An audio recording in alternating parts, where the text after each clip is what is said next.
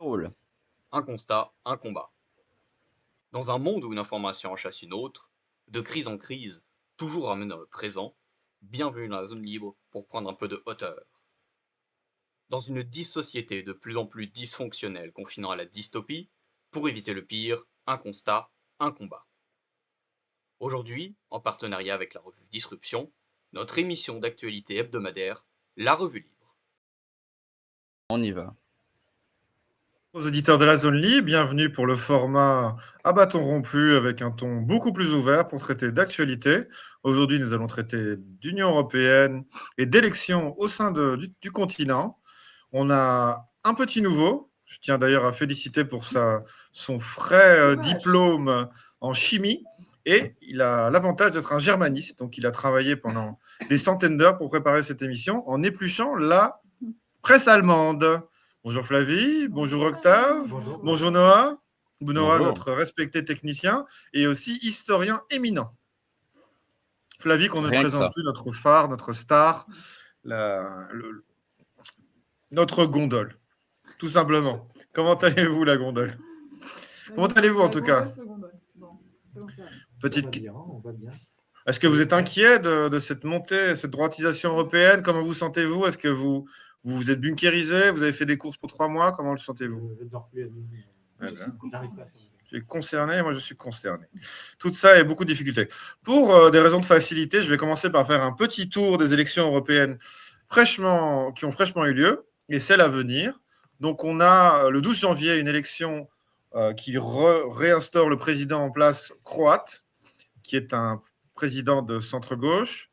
On a les conservateurs qui ont conservé le pouvoir avec une distribution 28% de conservateurs, 14% de gauche radicale et 12% de socialistes en Grèce, donc en début février, suivi d'une réélection très haut la main avec 80% du président biélorusse qui est au pouvoir depuis plus d'une vingtaine d'années. 87%. 87%, excusez mon imprécision. Au Kosovo, les autodéterminatistes restent au pouvoir. On n'a pas. Ce sera le 9 février. On pense on restera sur le statu quo au Kosovo. Le gros morceau qui pourrait changer la face de l'Europe sera le 23 février en Allemagne. On a ici de quoi en discuter. Mais beaucoup plus loin, on a beaucoup plus de temps pour s'y préparer.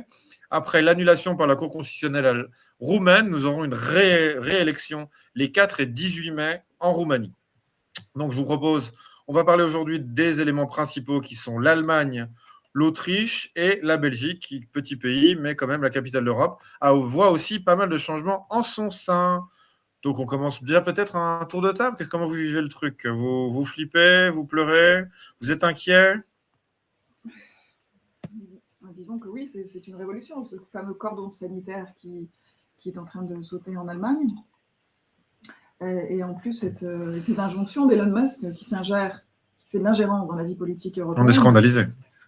C'est vraiment, c'est vrai que c'est très très nouveau, les ingérences dans la vie européenne. Donc, je pense que c'est très choquant pour la plupart d'entre nous. Pas nécessairement surprise non plus de mon côté, c'est un virage qui commençait à prendre forme depuis quelques années déjà. Mais c'est vrai que l'ingérence d'Elon Musk qui arrive en plein milieu commence effectivement à m'inquiéter. C'est peut-être le sujet d'inquiétude principal ici. Et ça t'inquiète à quel titre en fait? Le titre pur et simple d'ingérence, on parle d'un homme quand même qui n'est pas nécessairement expert en politique, qui est plus entrepreneur, qui va essayer de donner des directives. Mais parce qu'il s'ingère, je dirais, il s'ingère directement. Alors qu'auparavant, on avait des ingérences beaucoup plus sinueuses, beaucoup plus masquées à travers des ONG, je dirais des injonctions à penser bien. Depuis des décennies, tandis que là, c'est un type qui en direct sur Twitter dit moi, ce n'est que son avis à lui finalement. Peut-être c'est moins, je dirais, dangereux et insidieux que des batteries d'ONG, des batteries de médias qui vous incitent toujours à penser d'une certaine manière. Moi, je pense que je peux vous mettre d'accord tout de suite. On a quand même Thierry Breton qui a admis nous avons empêché les élections roumaines. Et nous ferons la même chose en Allemagne. Alors bon, la démocratie, tout ça, j'ai pas l'impression qu'on en ait grand-chose à faire. Non, mais de toute façon, c'est aussi après la démocratie, qu'est-ce que c'est, et l'ingérence, tout le monde donne son opinion, et aujourd'hui, on est dans ça globalisé, on appelle ça. Donc tout le monde s'ingère un peu dans tout le monde, puisque en fait on peut prendre la parole. Avant, on ne pouvait pas prendre la parole aussi facilement. Aujourd'hui, un coup de tweet, Elon Musk pourrait prendre la parole de toute façon, c'est l'un des plus riches de la planète. Mais voilà, tout le monde a le droit de prendre la parole, donc finalement, c'est un peu compliqué d'empêcher une ingérence. Après, juste être au clair un peu sur le type d'ingérence. C'est sûr, mais c'est plus la façon dont en Europe l'ingérence fonctionne bien, dans un sens où les gens vont s'aplatir devant Elon Musk, le voir comme un sauveur, un allié inconditionnel. Disons que c'est un peu une boîte de Pandore. Oui, on ne sait pas trop ce que ça va donner, mais c'est vrai que il y a une sorte d'élan vital qu'on apprécie ou pas avec cette élection américaine. On appelle ça peut être un élan vital. Il y a des élans vitaux dans l'histoire qui ont donné des choses pas on demandera à Noah de nous expliquer le vitalisme italien. Voilà, on parle de vitalisme, mais c'est vrai qu'il y a Elon Musk qui peur à certaines personnes. Moi, j'attends de voir en fait. Pour l'instant, on ne vous mettra pas d'accord. Non, je ne sais pas que j'ai. Par contre, peut-être que Noah tranchera. On laisse l'homme dans sa caverne nous expliquer ce qu'il en pense. Noah, comment tu perçois ce débat et la situation européenne? Sur Elon Musk et justement son influence, ses ingérences en Europe, l'essentiel a déjà été dit, c'est-à-dire que lui fait de l'ingérence à visage découvert et encore de l'ingérence, c'est-à-dire qu'il dit que lui, personnellement, soutient l'AfD. Je crois qu'il avait parlé d'un don de l'ordre d'1 million d'euros ou quelque chose comme ça, ou de dollars plutôt.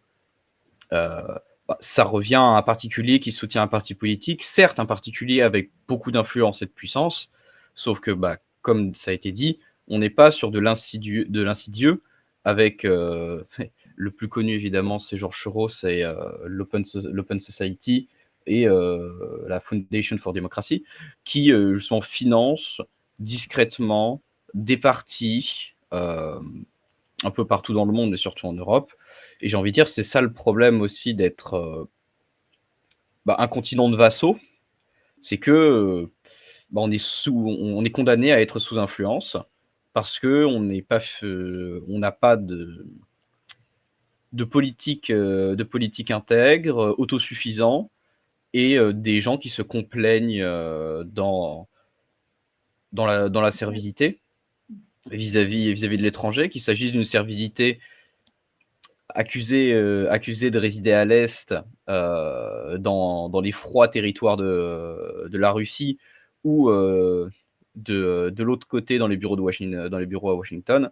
Dans tous les cas, ça reste que les élites européennes sont d'un côté ou de l'autre, à mes yeux, pas vraiment indépendantes, même s'il y a un côté qui a l'air d'être un petit peu plus orienté vers la préservation et les intérêts des Européens avant tout, sauf que ceux-ci sont minoritaires et sont en général pas forcément très bien présentés. Le bon Noah nous offre une position de synthèse, disant simplement que si on veut minimiser les ingérences, quelles qu'elles fussent, il faut être plus autonome, plus indépendant, plus souverain. Est-ce que peut-être notre cher chimiste peut nous expliquer un peu l'état de l'Allemagne? Il a regardé un petit peu en détail ces élections. Est-ce qu'il peut nous faire partager sa science germanique? Oui, alors, donc, pour resituer un peu les événements, il y a eu un texte de loi proposé par la CDU à propos justement des contrôles aux frontières pour baisser la criminalité immigrante en Allemagne. Elle a abouti uniquement grâce au soutien en vote de l'AfD, donc le parti d'extrême droite allemand, sans qui la loi du coup ne pouvait pas passer. Et cette action a été vue comme une rupture depuis la fin du nazisme de ce qu'on appelle le Brandmauer, donc le pare-feu, qui se posait en limite avec l'extrême droite. C'est-à-dire que ce pare-feu avait pour objectif d'empêcher tout parti politique allemand de traiter avec l'extrême droite. Ça a été rompu à ce niveau-là, selon les Allemands, donc ça s'enflamme un petit peu. Il y a eu pas mal de manifestations qui ont été faites contre la CDU, qui a accusé justement de traiter, même si c'est occasionnel, avec l'AfD. Merz, donc la tête de file de la CDU, a dit justement que ça n'était qu'occasionnel et qu'il n'y aurait pas de coopération à venir avec l'AfD. Donc jusque-là, les Allemands pourraient se rassurer, mais ils restent quand même assez choqués d'une telle action. Pour parler plus particulièrement de la loi, c'est un refoulement de toute immigration illégale, des contrôles aux frontières, donc tout autour de l'Allemagne, qu'il s'agisse de tous les pays frontaliers, donc la Tchéquie, la Pologne, le Danemark, même s'il y a des pays qui ont eu des contrôles aux frontières ultérieurs, là, ça s'est raffermi. 57% des Allemands, selon certains sondages, sont pour. Autre mesure, c'est l'enfermement préalable des demandeurs d'asile qui ont été refoulés avant leur expulsion.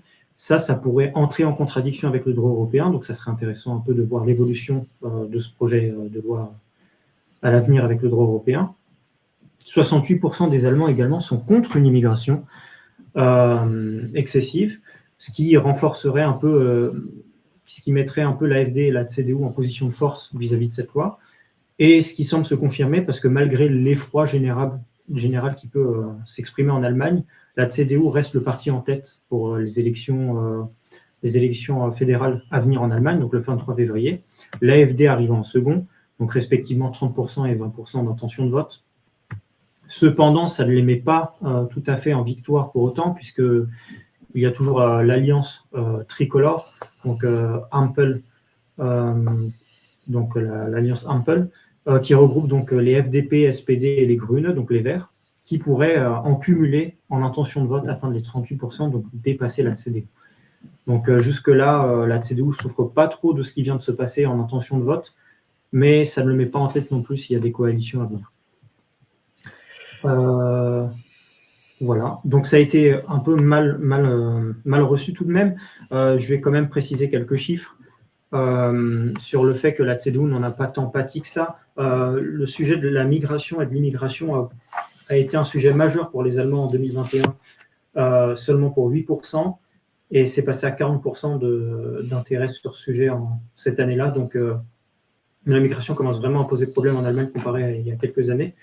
Ce qui montre aussi que les Allemands vont changer un peu de paradigme vis-à-vis de ça. Et autre chose aussi, c'est que ça a été, en étant très mal reçu, il y a quand même eu des qualifications un peu drôles quand même. Certains ont parlé de porte de l'enfer, donc c'est ce qui a été dit, il me semble, au Bundestag, que la porte de l'enfer a été ouverte parce que la CDU a osé coopérer avec l'AfD, et donc il fallait rétablir le pare-feu pour refermer cette porte de l'enfer et qu'ils pourraient le faire ensemble. Bon, ça montre un peu le niveau pris par cette collaboration qui, selon moi, semble minime puisqu'il s'agit simplement d'un appui de vote de l'AfD sur un texte de loi proposé par la CDU. Donc voilà, il n'y a pas vraiment de collaboration active, il me semble. Tu veux dire que c'est un texte de loi qui était proposé par la CDU, même pas par l'AfD? Ça reste une collaboration, mais ça vient initialement de la CDU. Donc l'AfD a juste appuyé de ses votes la CDU et c'est ça qui a posé problème. D'accord. Mais est-ce que cette loi elle est de fait applicable parce que ça parle de contrôle aux frontières, sauf que l'Allemagne est toujours dans l'espace Schengen? Normalement, tu peux pas faire de contrôle aux frontières. Alors, normalement, mais de fait, ça existe déjà depuis 2015 avec l'Autriche, par exemple. Donc, c'est faisable, c'est pas totalement interdit, mais les contrôles aux frontières restent quand même minimes. On ne demande pas de visa ou de quoi que ce soit. Pour les ressortissants européens, il suffit d'une carte d'identité, voire d'un passeport pour pouvoir passer. Donc, en soi, ça reste quand même minime. Mais ceux qui se retrouveraient sans carte d'identité, sans passeport, seraient suspects, eux. Parce que malencontreusement, beaucoup de gens qui arrivent en Europe ont perdu au hasard des malheurs de leur voyage des papiers d'identité. Heureusement, beaucoup ont réussi à conserver l'essentiel poursuivi dans notre monde moderne, qui est le téléphone. En théorie, ils n'auraient pas le droit d'entrer dans le territoire. D'ailleurs, c'était la décision prise de Schulz le mois passé ou le mois précédent, où il a déclaré avoir renforcé les frontières avec un contrôle. Il paraîtrait pour justement diminuer l'avancée de l'AfD. Une des choses que font les partis classiques pour combattre les pensées trop radicales, c'est simplement d'adopter certains de leurs objectifs. C'est ce qui s'est vu en Allemagne. Moi, ça ne m'a pas particulièrement étonné. Ce qui m'étonne un peu plus, c'est peut-être la CDU qui va plus loin encore que la gauche, en sachant que la gauche, sous Scholz, c'est complètement aux fraises, que dis-je aux abois. Ça fait penser un petit peu dans ce que tu évoques aux lois dites, d'ailleurs j'ai jamais compris pourquoi elles étaient appelées comme ça, mais les lois dites antisociales de Bismarck, qui avait instauré une espèce de début de sécurité sociale, des mesures un peu socialisantes à la fin du 19e siècle, pour justement couper l'herbe sous le pied des socialistes qui gagnaient en influence en Allemagne.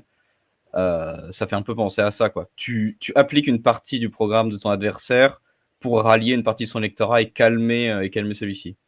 Ce qui semble raisonnable, en fait. Donc, ce qui ne devrait pas provoquer des cris d'orfraie, en fait. Donc, j'imagine qu'il y a beaucoup de théâtre. Mais justement, il pourrait tenir ce discours-là. Pour éviter l'AfD au pouvoir, on va répondre à certaines mesures, à certaines demandes de régulation de l'immigration. Pour éviter l'AfD au pouvoir, qui sont des gens déraisonnables, il vaut mieux que ce soit nous, les gens raisonnables, qui appliquions son programme. Ouais. Parfaitement logique. Oui, mais pardonnez-moi, la démocratie, c'est de faire ce que le peuple souhaite. Ouais.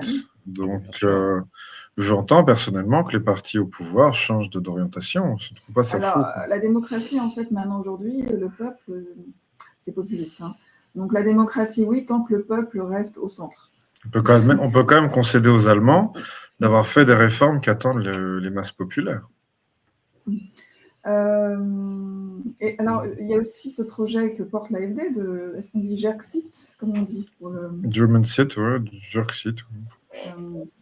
Est-ce qu'Octave, tu es un peu au courant de ça, de cette... Est-ce que tu as pu parler politique en Allemagne? Est-ce que tu vois qu'il y a des volontés de quitter l'Union européenne, des volontés indépendantistes à l'est de l'Allemagne? Pas tellement. En plus, j'ai été dans une région assez particulière. Que veux-tu dire? L'Allemagne de l'Est. Donc, non, mais j'ai pas tellement de retour dessus. Mais il me semble que l'AfD s'est rétractée. Je suis pas très sûr de cette information, mais il me semble qu'au niveau de la volonté de sortir de l'Union européenne, ça se rétracte un petit peu. Disons qu'ils sont peut-être tactiquement rétractés. Moi, j'ai pas entendu ça. En tout cas, ils veulent sortir de l'OTAN, se rapprocher des Russes et faire un gros fuck aux États-Unis. Excusez-moi, YouTube aurait été vulgaire. En tout cas, et qu'ils parlent de façon tout à fait décomplexée de retour. Je n'utiliserai pas le terme de retour de l'immigration, mais ce qu'a aussi fait le gouvernement belge, qui a parlé d'accélérer les retours. Et le gouvernement autrichien aussi. Oui, le gouvernement autrichien. Un terme qui était complètement tabou, absolument tabou. Donc on peut quand même parler d'un vrai mouvement de la fenêtre d'Overton. Oui. Moi, en tant que gauchiste, je souffre terriblement.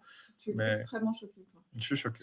Mais je pourrais peut-être préciser pour les Autrichiens, je crois qu'ils ont parlé de remigration au moment de changement de régime en Syrie, puisque à partir du moment où c'est un régime syrien sunnite qui revient au pouvoir, tous les Syriens sunnites qui avaient fui le gouvernement de Bachar el-Assad seraient, selon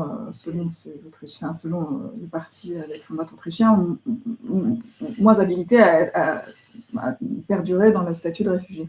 Alors c'est vrai que moi c'est toujours quelque chose qui me dérange un peu quand on parle des réfugiés syriens. Ça ne veut rien dire parce qu'il faut toujours préciser quels réfugiés, c'est-à-dire les sunnites qui ont fui Bachar, gouvernement bassiste alawite plutôt proche du chiisme, ou aujourd'hui ça devrait être en fait les chiites, la minorité, puisqu'ils sont minoritaires, parce qu'ils sont aujourd'hui les sunnites. En Syrie représentent la majorité aujourd'hui. C'est l'avantage de ce gouvernement, c'est qu'ils représentent une majorité. Ce n'était pas le cas avant. Mais dans ces cas-là, aujourd'hui, qui sont les réfugiés syriens par rapport, oui. Donc c'est une question qu'ouvre l'Autriche. Disons que vu la velléité du dirigeant actuel et son lien historique avec Al-Qaïda, on peut s'interroger ce qui va se passer pour les Alaouites, les chrétiens et les Druzes. Alors les Druzes, c'est surtout au Liban. Il ne devrait pas être très 3% de Druzes, c'est une minorité persécutée, excusez-moi. Oui, non, mais ils doivent être surtout au niveau de la frontière libanaise. C'est une. Très bien. Alors 3%, c'est pas trop mal sur une population qui doit être de l'ordre de 20 millions d'habitants, je pense. Personnellement, je serais part de ces minorités. Peut-être que je serais enclin à vouloir quitter le territoire, étant donné ce qu'a fait Daesh de manière générale à ces populations chrétiennes ou minoritaires. Alors après, pour l'instant, j'ai parlé d'une Syrienne chrétienne et aussi à une Libanaise chrétienne. Et c'est vrai que les réactions peuvent nous sembler quelquefois assez étranges parce que nous, on voit les choses plus loin. C'est qu'ils sont plutôt contents en fait du changement de gouvernement. Cette personne syrienne disait que Bachar, quand même, ne traitait pas si bien les chrétiens et que pour l'instant, ils n'ont pas de problème avec le gouvernement d'Al-Jolani. Ce à quoi je lui ai répondu, pour l'instant. Je ne suis pas convaincue pour la suite, mais eux, on leur dit croire, c'est étonnant. Tu ne comprends pas l'islamisme cool, Flavie. effectivement. Et c'est un islamisme plus patient. Moi, je reste assez méfiant, personnellement. Je ne sais pas ce que tu en penses, Octave, mais je suis un peu L'islamisme à inquiet pour visage cette humain. population. Islamisme à visage humain, ouais. Voilà. Peu de Noah, Octave, qu'est-ce que vous en pensez? Octave, je te laisse d'abord. Je n'ai pas spécialement d'avis particulier, je préfère laisser le temps au temps. Il ne faut pas faire Madame Irma, c'est un excellent choix. Octave, quelques points à ajouter sur l'Allemagne avant de passer sur l'Autriche? Pas nécessairement, même si effectivement ce contrôle aux frontières pourrait lever la question de l'espace Schengen, mais je ne sais pas ce que vous en pensez à ce niveau-là, mais pour moi, ça ne pose pas particulièrement de problème étant donné que les contrôles aux frontières sont minimes. Moi, j'en pense, avant de poser de la place à Flavie, immédiatement, qui a les mots au bout de la lèvre, que Chirac disait une chose, mais quand on dit non à l'Union européenne, qu'est-ce qu'elle va faire? Elle va envoyer l'armée. Il faut quand même admettre que l'Allemagne ne semble pas se préoccuper tellement de l'Union européenne, mais bon, vu qu'elle la dirige, on se voit mal lui reprocher quoi que ce soit. Non, mais je veux juste ajouter rapidement que on peut parler des frontières intérieures, certes, mais du moment que les frontières extérieures sont ouvertes, je ne vois pas tellement l'intérêt. Enfin, après, c'est chaque pays voit son intérêt, mais après, c'est une circulation à l'intérieur de l'espace Schengen.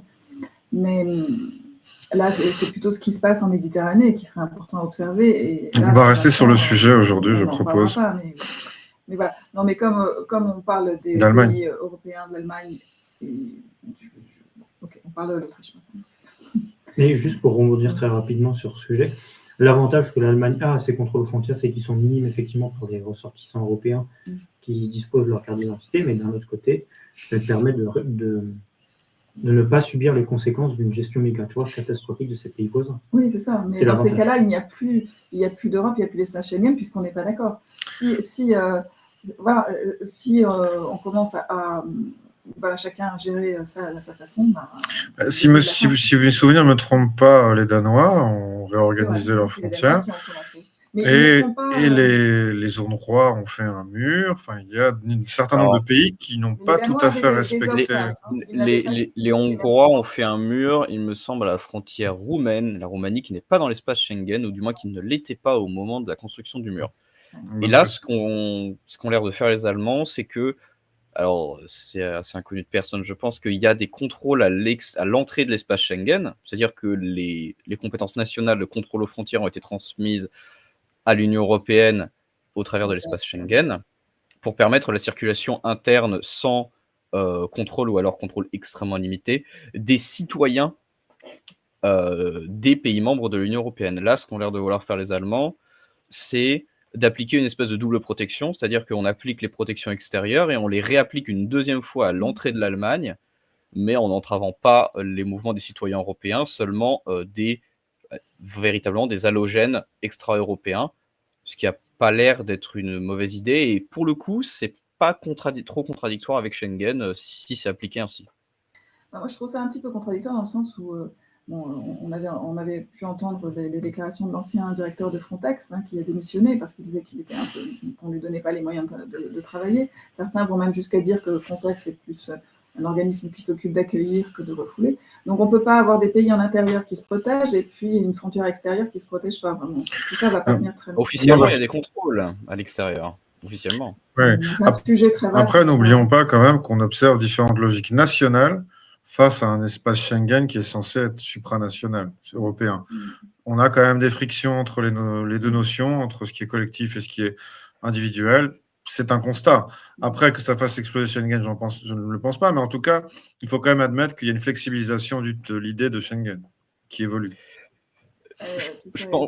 Mais sachant que le nombre d'entrées en France, paraît-il, a atteint un niveau jamais atteint avant 2025. Je propose de faire un petit saut en arrière, justement, pour revenir vraiment sur le sujet de l'Allemagne, et à la fois pour aller vers l'un des sujets suivants, qui est une certaine droitisation, justement, au niveau européen de la politique. C'est que les partis dits d'extrême droite en Europe ont tendance à gagner en popularité, alors extrême droite ou eurocritique, eurosceptique, pro-russe, qu'importe comment on les appelle, mais le cas de l'AfD est quand même assez particulier, parce que là où, par exemple, en France, on peut dire, mais même en Italie, ça marche aussi, les Fratelli d'Italia, donc le parti de Giorgia Meloni, qui a été accusé de néofascisme.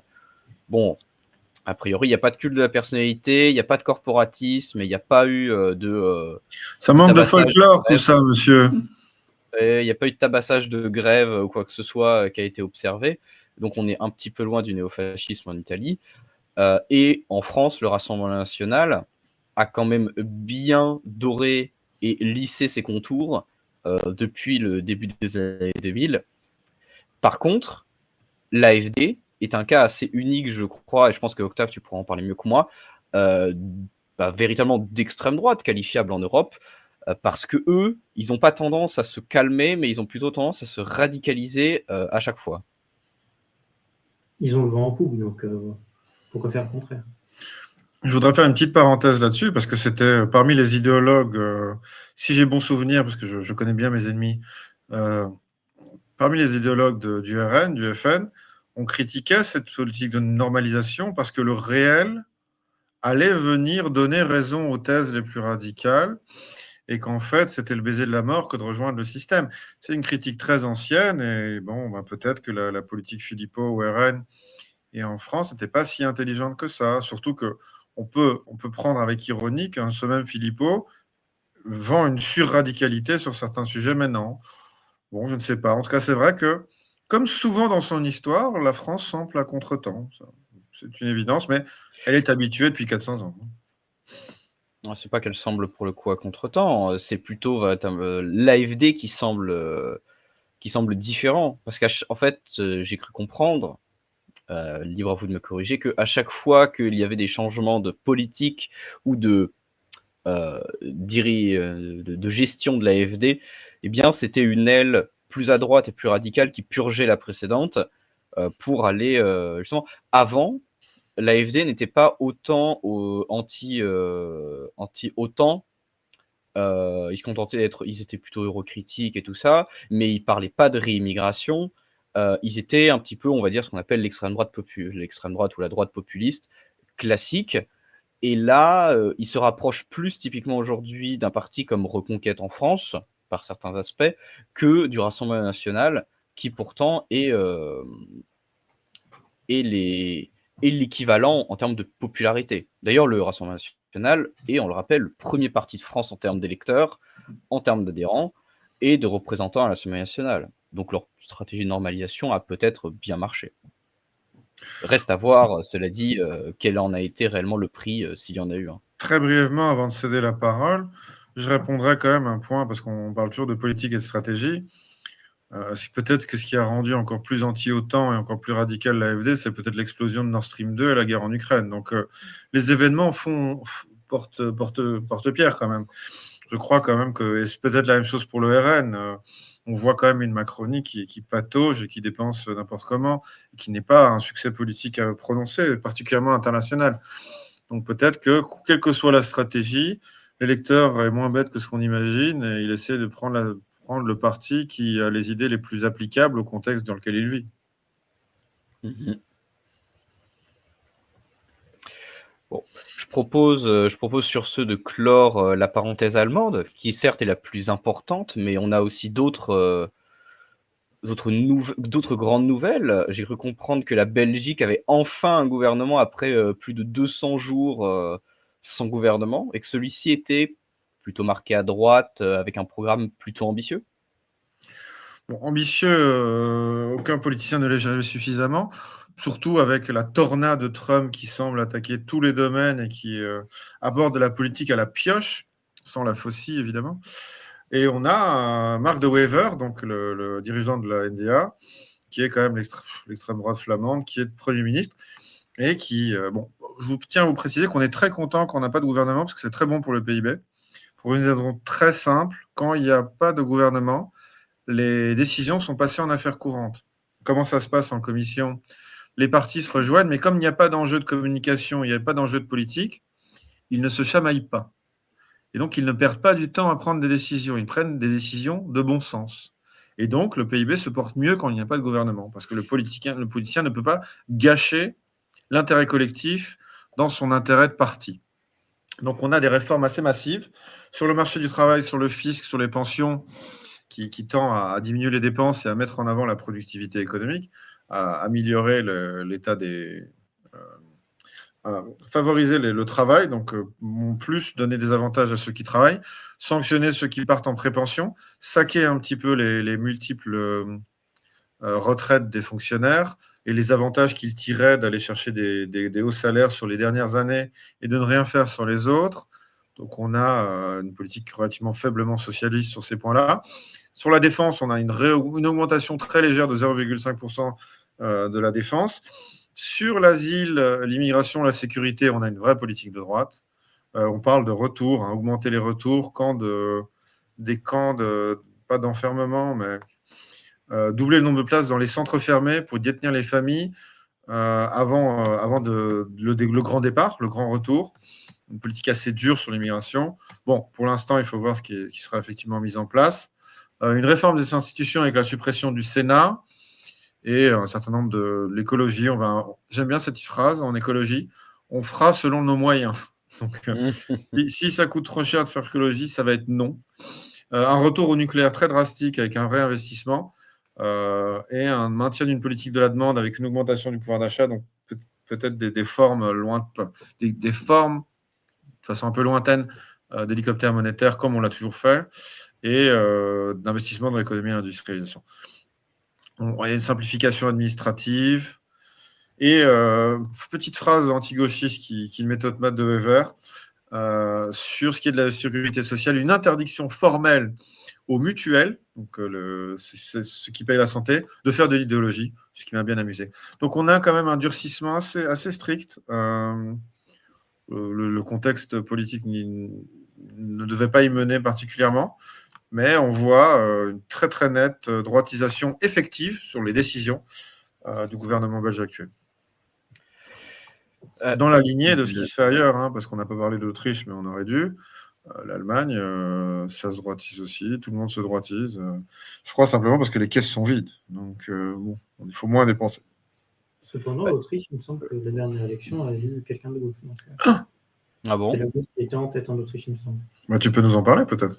Il me semble 40%, il me semble, pour l'Autriche, de gauche qui remporte en élection, et il me semble la moitié du parti précédent, donc d'extrême droite. Donc, ce revirement, pourquoi, je ne sais pas. Peut-être dû à un échec du parti précédent ou alors une volonté de changement, je ne saurais pas le dire. Après, j'ai toujours confiance dans les germaniques parce que quand ils font de la gauche, ça reste quand même très très modéré. Le germanique restant très concerné par l'économie et l'intérêt collectif lié au travail. Je ne sais pas comment tu vois ces changements. Comment est-ce qu'un Français vit d'avoir une Belgique de faire une partie des réformes qu'il souhaiterait voir instaurées? Est-ce que vous le vivez bien, messieurs? Mesdames, messieurs, pardon. Non, mais comment s'est passé le vote en Belgique? C'est-à-dire, tu peux nous expliquer réellement? Non, mais le système est tellement différent. Nous, on a un système représentatif plein. C'est-à-dire que si un électeur, j'exagère, je vais faire plus simple, si un électeur veut pour un parti, il faut qu'il y ait une jambe de députés à l'Assemblée. Si 10 personnes votent pour un parti, il faut qu'il y ait un député. Et on a une coalition, quoi. On fait des coalitions. Et après, on a une élection d'un Premier ministre par accord entre partis. Et puis après, le Premier ministre doit proposer un programme au roi qui soit le produit d'un consensus. C'est des systèmes complètement différents, c'est fédéralisé. Je ne pense pas qu'un Français puisse comprendre. Excusez-moi. Non, on comprend bien. C'est pas du tout notre système. Le système, évidemment, se termine toujours au centre pour le moment. En tout cas, Condorcet a très bien fait son affaire, excusez-moi. Le système à deux tours mènera toujours à plus ou moins une sous-soupe au milieu, un petit peu indigeste, quoi. Je suis quand même un peu fasciné de la Belgique qui arriverait à nous rendre viable l'absence de gouvernement. Un peu anarchique, un peu anarchiste comme tendance, qui remettrait au goût du jour le conciliarisme. Incroyable. Mais c'est les meilleures périodes économiques de la Belgique, c'est quand on n'a pas de gouvernement. Pourquoi est-ce qu'on s'entraînerait à essayer de battre systématiquement notre record mondial d'absence de gouvernement, qui dépasse 1 an et demi? Là, on était un petit peu mou du genou, mal préparé, manque d'entraînement, un petit peu trop de resto, on n'a pas fait le marathon comme il fallait. 250 jours, c'est décevant, mais l'enrichissement a ses limites, il faut aussi faire un peu de politique, messieurs. C'est pas sans évoquer, je trouve, le gouvernement suisse, Bon, on n'est pas du tout sur le même type de gouvernement qu'il y a la Formule magique. démocratie directe et tout ça, mais en Suisse, ils n'ont pas véritablement, à ma connaissance, de gouvernement fédéral qui dirige le pays, parce qu'il me semble que leur président, il est élu pour 1 an seulement, et c'est surtout des décisions à l'équivalent de la chambre basse Tu en oublies Suisse. quelque chose de très important, mon bon Noah. Ils ont la formule magique, ils ont un conseil au-dessus de tout, où chaque parti est représenté, qui prend la majorité des décisions. La Suisse est moyennement démocratique, sachez-le. Donc en fait, comme ils arrivent toujours à trouver des accords entre partis en amont sur les grandes décisions stratégiques, il y a une stabilité suisse extrêmement importante qu'ils appellent la formule magique.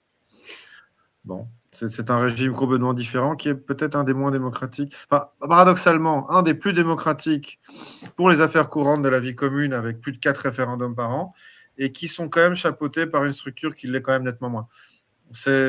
Mais moi, je pense quand même que pour arriver à instaurer un système suisse ailleurs qu'en Suisse, il faut un niveau d'éducation et une habitude à la prise de décision et à la responsabilité citoyenne que pour l'instant, seuls les Suisses ont. Je le crains. Bien sûr.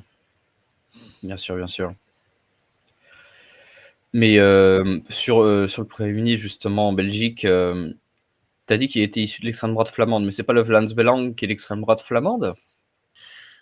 Non, il y a la NDA aussi, la NDA qui est le mouvement indépendantiste flamand, qui est au Mais c'est pouvoir pas depuis très longtemps. Mais... c'est pas le même parti? Le Vlaams Belang est plus à droite encore que la NDA? Eh ben, dis donc. Oui. La NDA, le Vlaams Belang est censé faire passer la NDA pour de l'extrême gauche à peu près. Donc à droite, non seulement on a la majorité des partis qui sont à droite, mais en plus il y en a qui sont très en forme. Mais le Vlaams Belang fait d'excellents scores, tout à fait admirables. Qui ferait, oui, mais c'est une sociologie. Hein, l'identité flamande, c'est autre chose. C'est forgé dans l'habitus, dans la pratique, dans les praxis et dans le sang, donc, et dans le travail. Donc voilà, donc c'est autre chose, vous ne pouvez pas comprendre, cher français. Moi, je vais très loin, je vais vous le dire assez simplement. Pour moi, le français, la langue française, est un véhicule socialiste. Et moi qui est socialiste de cœur, je ne suis pas tout à fait le socialiste français, mais on remarquera que la Suisse romane, les Wallons et la France partagent des idées de gauche rien que dans le fait de maîtriser la même langue. C'est assez surprenant, mais c'est comme ça. C'est assez fascinant, effectivement, de ce point de vue-là. Je trouve ça merveilleux en tant qu'homme de gauche. Alors, Non latin. Il y aurait peut-être des études à faire sur ça. Il nous faut un nouveau Durkheim qui irait voir l'âme du socialisme francophone. Il y a des choses à faire. Donc, voilà. Toi qui as vécu dans les deux cultures, qui est extrêmement français, attaché à la France et qui a passé maintenant 1 année en Allemagne, comment tu vois ce débat? Vaste sujet. Je n'ai pas d'avis particulier sur la question. C'est beaucoup trop compliqué à gérer. Je n'aime pas dire des choses dont je ne suis pas sûr. Les scientifiques. Insupportable. Prudence et mère de sûreté. À croire que les scientifiques qui font des sciences dures n'ont pas d'opinion. Bien sûr. On peut peut-être terminer rapidement sur la France, justement. On critique beaucoup comme ça. Mais il se passe des choses en France. Et oui, en France, il se passe des choses. Moi, j'ai de plus en plus de mal à commenter la politique politicienne française, que c'est tellement consternant. Alors, plein de détails que je vais omettre parce que. Mais bon, donc voilà, donc on a un budget qui est finalement passé au 49.3, parce que maintenant on gouverne comme ça, et Bayrou a même prononcé le mot j'ai l'honneur d'activer le 49.3. Évidemment, c'est un honneur. Et je crois que, alors évidemment, qui s'y opposait? Bon, la France insoumise principalement. La France insoumise, le PCF et les écologistes. Alors, qu'est-ce qu'on peut dire de très original sur ce qui passe? J'ai une question belge sur ce sujet. Est-ce que vous comptez baisser vos dépenses? Alors, s'il y a des baisses de dépenses, alors on ne va pas aller dans le détail, mais je pense qu'il y avait combien? Voilà, je ne trouve pas mon chiffre, évidemment. 30 milliards un effort jamais fait, de 30 milliards d'euros d'économie et seulement 30 milliards. seulement 20 milliards d'euros de hausse d'impôts proportionnelle. Seulement combien? 20 milliards de hausse d'impôts, 30 milliards d'économies. Et alors, il s'agissait de ramener le déficit public à 5. Mais il y avait un objectif de 5, je crois qu'on est à 5,4. 5%. Il me semble qui visait le 5. Je tiens quand même à souligner que si j'ai bien bon souvenir, les dépenses, le budget de l'État français, c'est 440 milliards ou 450. On sent qu'on fait des efforts en France, on serre la ceinture. On est On baisse de 10 milliards le budget. C'est bien. Même à 5% de déficit public, on est au-dessus ou au-dessous, ça dépend, des accords de stabilité européens qui devraient valoir à la France des sanctions économiques de la part de l'Union européenne parce qu'elle ne sait pas gérer un budget. Et j'ai une autre question très belge. À quoi vous le dépensez, votre argent, s'il vous plaît? C'est ça qui est, c'est-à-dire plus on dépense, plus on ne sait plus à quoi. Et n'oublions pas les 4 000 milliards de dettes, comparé au budget. Et puis là, c'est toujours des petits rabotages dans tous les sens. Alors, ils ont quand même renoncé à la mesure de TVA qui baissait de 37 à 25 000 pour les auto-entrepreneurs. Ça passait assez mal. Mais bon, il fallait aussi une sorte d'équilibre avec les PME. Donc, voilà, les PME payent aussi beaucoup d'impôts. Donc, tout ça est ingérable, en fait. Moi, je vais vous mimer ce qu'un Belge imagine se passer dans un conseil des ministres. Bruno Le Maire, grand mathématicien, devant l'Éternel, qui arrive et dit « Messieurs, les gars, je suis bien réfléchi entre deux vins pendant ma voiture de fonction. Je crois qu'on va supprimer les feux orange. Parce qu'il reste le vert et le rouge, et c'est quand même le plus important, et on fait des bonnes économies. » Par exemple, mais en fait, c'est un peu ce genre de petit rabotage dans tous les sens. Là où ça a moins de rabotage, c'est la surtaxe grande entreprise qui passe de 20 à 40. 20 à 40, c'est quoi 20 à 40 quoi? C'est pas des pourcents, je pense. Non, ça fait beaucoup quand même. Il me semble que pour limiter la fraude fiscale, ils mettent de 20%. Une exit tax pour les sociétés va jouer de 20,6 à 41,2% selon le chiffre d'affaires. C'est absolument démentiel. Évidemment, c'est pour ça que Bernard Arnault a réagi très très fortement. C'est un surcoût. Eux, ils payent, disent-ils, déjà 2,3 milliards d'euros. Et ça représente un surcoût pour eux de quasiment 1 milliard. Donc évidemment, c'est vachement intelligent si on continue à faire partir des groupes. C'est toujours la même histoire. Après, en fait, ils ont un peu augmenté surtout la taxe sur les billets d'avion, la CVAE qui renforce sa taxe sur les hauts revenus, la taxe Tobin, qui augmente. Enfin, toutes ces petites taxes dont on avait bien l'habitude continuent. Taxe sur les rachats d'actions, surtaxe exceptionnelle donc des hauts revenus, voilà. Et crédit d'impôt recherche est durci. Alors, sur les économies, crédit d'impôt recherche durci, économie demandée aux collectivités territoriales, c'est une idée. Et bizarrement, la transition écologique recule cette année, les dépenses reculent de près de 14%. Alors, je ne comprends pas, moi, le discours par rapport au discours que l'on tient. Je tiens à quand même dire que c'est une très grosse erreur de baisser les budgets de la recherche et que si un superviseur cherche un archéologue en thèse, nous avons ici un candidat. C'est un appel, pas pour un mariage, mais pour une thèse, s'il vous plaît. Merci. Alors, déjà, on va augmenter de 9% les crédits de l'AME, mais ça n'a pas marché. Les parlementaires ont décidé de geler. C'est quand même assez magnifique parce que j'ai vraiment l'impression de me répéter à chaque fois qu'il est question du budget de l'État français. Mais l'impression que j'ai, c'est qu'ils prennent toutes les décisions qu'il ne faut pas, c'est-à-dire qu'ils ne réduisent pas les dépenses ou ils réduisent de mauvaises dépenses.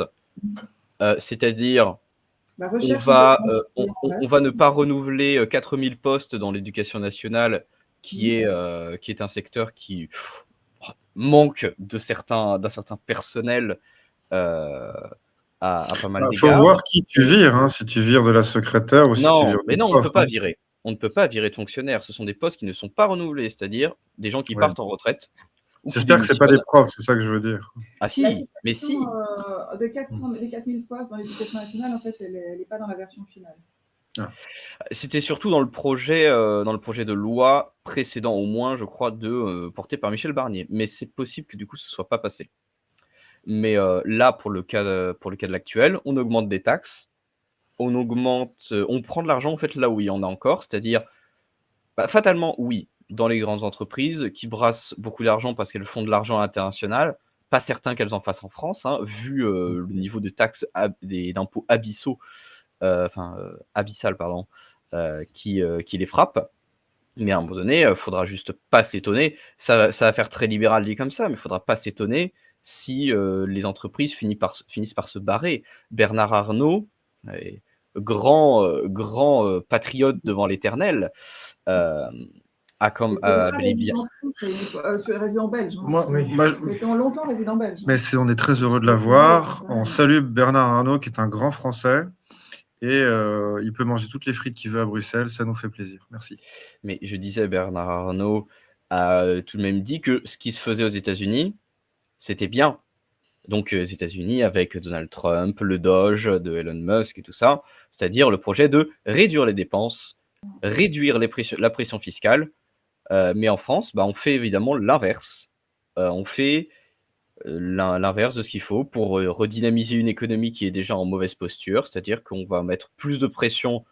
Alors là, sur des gens qui ont de l'argent, a priori, oui, mais on n'essaye pas de réduire le train de vie de l'État qui... c'est un dragon obèse qui a de l'or qui lui fuit par le ventre. Sachant qu'on voit les économies à peu près qu'ils comptent faire, mais en fait, il y en a énormément qui peuvent être faites, dont on ne parle pas. Moi, il y en a une. Ça avait été listé par Agnès Verdet-Molinier, mais c'est hallucinant. Les retraites des fonctionnaires. Et les 750 000 € de chaussures au Sénat, c'est ça? C'est symbolique. Ça, c'est du symbole. Additionné. Il paraîtrait que si on laissait 1 à 2 retraites aux fonctionnaires, le déficit français disparaît. Après, on ne va pas demander à des fonctionnaires de voter contre leurs intérêts. Évidemment. Pas convaincu de ça, hein, parce que même si on supprimait le remboursement de la dette aujourd'hui, le budget de l'État serait toujours déficitaire. Hein. Le remboursement. En tout cas, on ferait d'immenses économies. Alors, le remboursement de la dette, c'est aujourd'hui le premier budget de l'État. Si on le supprime, il y a toujours le déficit. C'est dire à quel point c'est ridicule. Il y a les taux d'intérêt qui s'ajoutent. Après, si vous voulez annuler une dette, si vous voulez avant d'annuler une dette, petit cours d'annulage de dette, commencez par vous assurer d'être à l'équilibre, hein, parce que sinon, ça se passe très très mal. Ah bah, bonne chance. Oui, excusez-moi les courtiers, est-ce que vous pouvez au final me reprêter un petit peu d'argent? J'en ai besoin pour des projets. Et je tiens à le dire, je le répéterai peut-être le plus souvent possible, les politiques phénomènes de néoclassique qui t'expliquent que tu peux faire de l'endettement tant que c'est en dessous de ton taux de croissance, c'est de l'endettement pour de l'investissement, pas pour payer des frais de fonctionnement. On est dans un endettement malsain de A à Z. Il ne faut jamais s'endetter pour du frais de fonctionnement. C'est impossible, c'est très très malsain. Parce que là, tout ça, c'est remis sur la dette, encore en effet, juste pour se revivre, hein, pour continuer. C'est ça. Juste pour tenir encore un peu. Mais je ne comprends pas comment on peut être si peu ambitieux et si... Mais François Bayrou a un gouvernement qui est très au centre, qui est fragile. On va dire que oui, il n'est pas courageux, il est lâche, mais c'est pas de lui dont on attend des prises de position fortes. Si jamais il les prenait, il se mettrait à dos tout le monde. Il n'y a personne aujourd'hui, pas même la dite extrême droite du RN, qui est pour des diminutions massives de dépenses, à part bien sûr pour l'AME et tout ce qui est lié bien sûr à l'immigration et tout ça. Personne en France ne va dire on va taper massivement dans les budgets, à part des mecs marginaux comme David Lisnard ou je sais pas quel mec obscur. Ne vexe pas Flavie, s'il te plaît. Non, mais je veux dire... non, mais enfin, ce sont des exemples. Personne aujourd'hui, tout le monde a une mentalité en France de on va conserver le statu quo et on va pas faire de vagues parce que l'État français est un État qui utiliser le terme de socialisme, c'est abusé, mais on a l'idée, c'est un État qui est obèse, qui dépense de partout et qui vit au-dessus de ses C'est moyens. un dragon qui ne crache pas que du feu, Parce que c'est pas seulement excusez-moi. un État, c'est une administration en fait. C'est le gouvernement qui ne peut pas se mettre l'administration à dos. L'administration, elle roule toute Même. seule. Et de toute façon, comme on disait tout à l'heure pour la Belgique, il n'y aurait pas de gouvernement en France qu'on pourrait tenir comme la Belgique assez longtemps. L'administration On fait ça mieux que vous savez. gouverne toute seule et elle est obèse et en effet, elle ne cesse aussi de Laissons un peu de place à notre invité, quand même, notre chimiste. Que pensez-vous, monsieur, de l'état de la France? Tu es J'ai obligé pas- de prendre position. Je vous dis, mais en termes de solutions, c'est vrai qu'on a une vision assez binaire de augmenter les recettes, diminuer les dépenses. Mais ce qu'il faudrait plutôt songer, je pense, et ce qui me paraît le plus naturel et le plus sain, c'est d'optimiser aussi les dépenses. J'ai un peu l'impression que les dépenses vont dans tous les sens, ne serait-ce que pour les frais d'administration. On peut avoir des retours un peu farfelus sur les applications utilisées, par exemple, qui sont jamais mis à jour parce que les gens sont dans un carcan, qu'ils n'acceptent pas le changement. Le nombre de fonctionnaires qu'on a, est-ce qu'on ne pourrait pas les diminuer et augmenter un peu l'efficacité de chacun?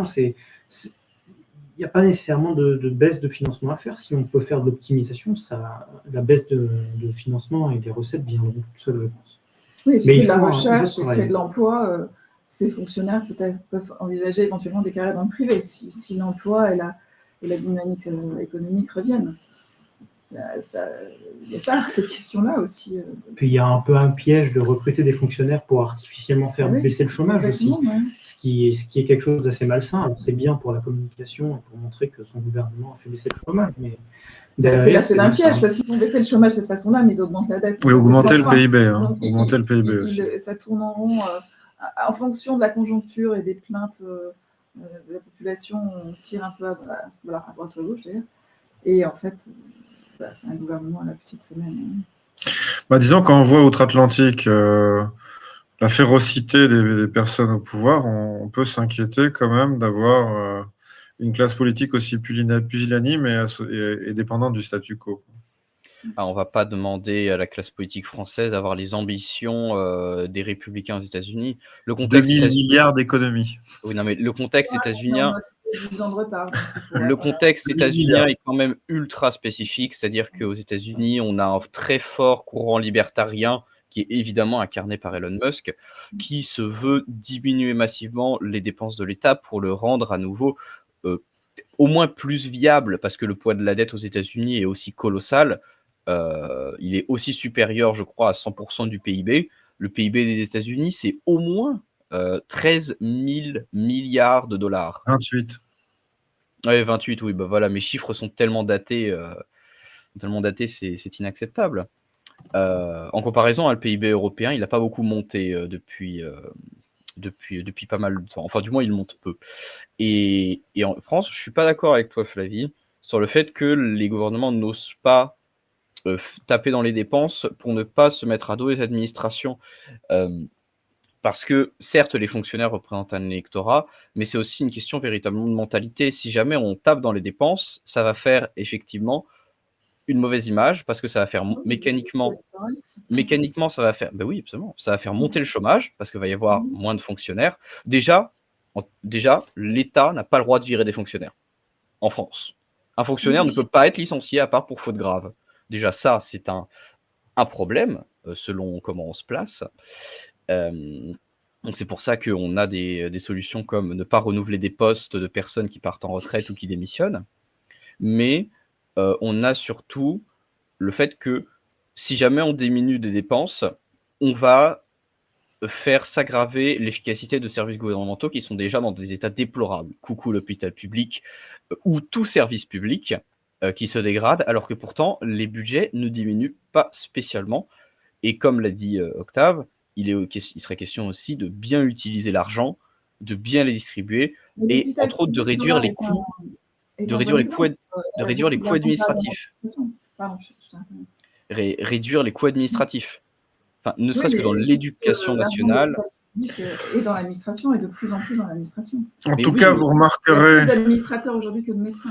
Oui, vous remarquerez que le mot d'optimisation sera la voie de la sagesse, parce qu'effectivement, avec travailler moins plus d'argent, on intelligemment. pourra probablement faire plus. Il est déjà l'heure avant, je vous propose de clore cette émission. C'était un plaisir de débattre avec vous. Merci à Flavie, merci à Octave, merci à Noah. Merci à nos auditeurs. Nos auditeurs peuvent mettre des commentaires, on y répondra. Ils peuvent nous proposer des sujets, nous proposer des sujets qu'on peut faire aborder nous ici ensemble ou avec des experts. Ils doivent absolument rejoindre notre Discord, qui est un espace de débat extrêmement vivifiant et extrêmement riche. On a des débats sur tous les sujets quotidiennement et qui représentent plus de 4000 personnes. Et je ne sais plus ce que je voulais dire, donc je vous dis au revoir. Merci beaucoup pour votre fidélité. Je salue tous les habitués du Discord qui sont fidèles et auxquels on a beaucoup d'attachement. Merci à vous. Bonne soirée. Bonne soirée. Bonne soirée.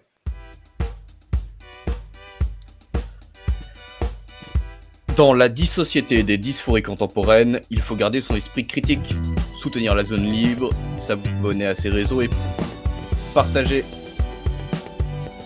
Dans la société des crises, en dissolution, être dans la zone libre, c'est pas